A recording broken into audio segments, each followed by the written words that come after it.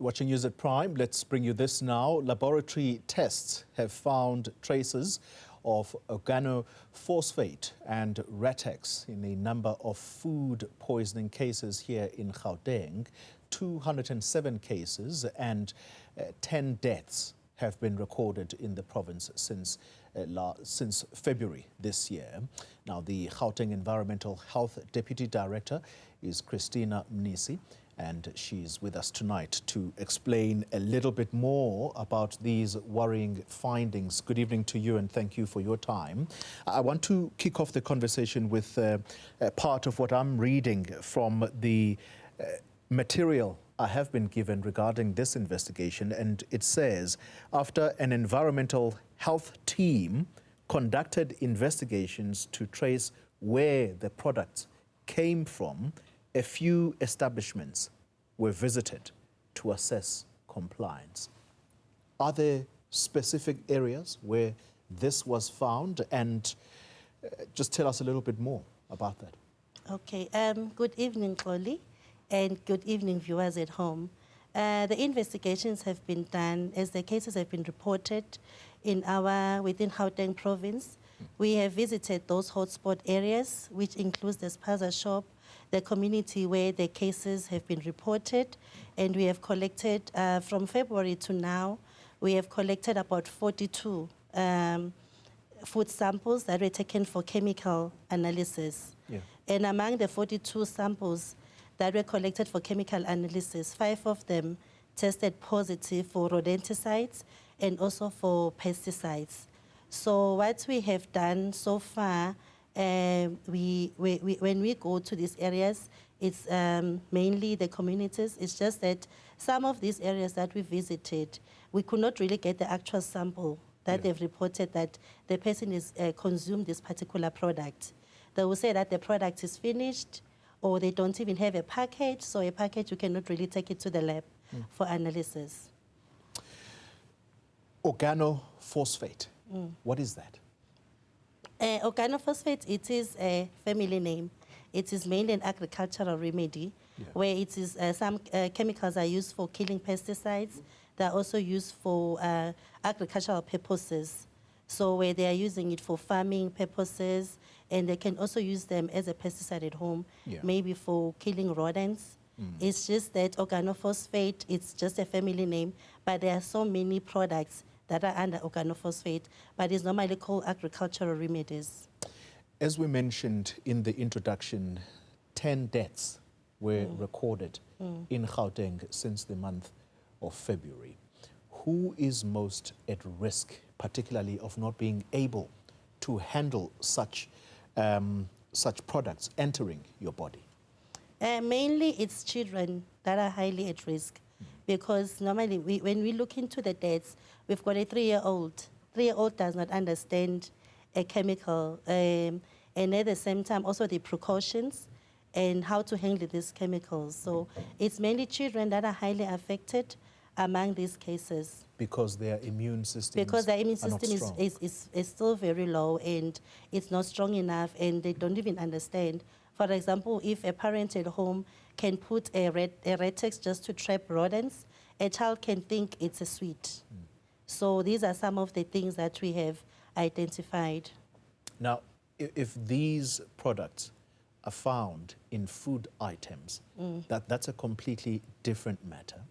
What is the advice to communities, particularly ones that go and purchase this from Spaza shops, as you have mentioned? What is it that they need to do to either clean these products, or is there a way to even test whether they could be contaminated?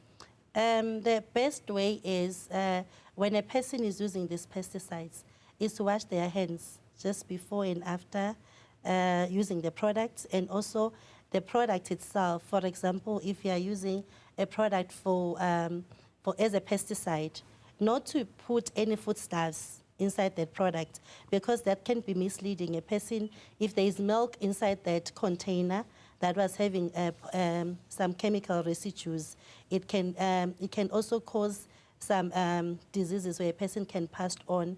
And the issue of proper usage of the product, Yeah. looking at the material safety data sheet on how to use that product, and in case a person is exposed, just to consult the nearest health facility. And the product itself, it must be stored correctly, not so that the kids cannot reach those products. Let's talk about the symptoms now that a person would start exhibiting, and the advice that you have just given, that if you see certain telltale signs, it's time to go to your nearest medical care. What kind of symptoms would a person be experiencing? The symptoms can be vomiting. Sometimes it can be foaming in your mouth, and sometimes body weakness. It can be diarrhea. So as soon as a person experiences this, they really need to consult the nearest health facility. And it's best for them to bring the actual product that they've consumed so that the doctors can be able to assist and give appropriate treatment for the individual. Let's talk about where these Spaza shop owners get their products, because oftentimes a child would have bought something from a Spaza shop, they fall ill, and in extreme cases, they die. Have you questioned this team that went around? Have they questioned where do these people purchase or stock their products? And normally we have, as environmental practitioners, we have a team on the ground, especially the team that looks at pesticides and hazardous substances, because some of them are exposed to hazardous substances. So the team goes and monitor the companies that have these products. We even look into their records, whom did they sell it to? And this person, whom did you supply? As we go to these companies, we also look into issues like lock and key. Are these products kept under lock and key? And what precautionary measures they can come up with in case there is a spillage? So what do they do? So these are some of the things that we look at. So each and every time, by this time of the year, there is a team that goes to companies that are having hazardous substances to monitor them very closely. But also we have a routine team, the municipality team that also goes to the Spaza shops and any other product that they are selling chemicals, just to monitor if the products are stored correctly, they are not kept close to food, and there are no leakages. Because in case there is a spillage, we'll be able to, the spillage can cause some contamination. Maybe let me ask this question slightly differently. Is there a centralized place, area, or a manufacturer where Spaza shop owners go and purchase their goods, the very same goods that are then bought by members of the public? We have not really identified the actual venue or the actual source or where they purchase this. Because as we go to these different areas, they tell you a different story. So when you do a follow-up, they tell you somewhere else. So it differs from point A to point B. So for now, we cannot really highlight that this is the main source or where they purchase their goods. Final question. The warning, perhaps, to Spaza shop owners, particularly those that sell expired goods. Firstly, is there a way to amend the date on that product? Because that date is what is going to tell the consumer that this is expired, I can't use this. Take it back, perhaps. But there are those, or at least let me say there have been allegations that they do tamper with the date in order to make that product sellable to the public. What's the warning? What we always advise is that tampering with the date is illegal. So in case that happens, remember, the best before date, it means the quality of the product, it's no longer the same. So it's being compromised.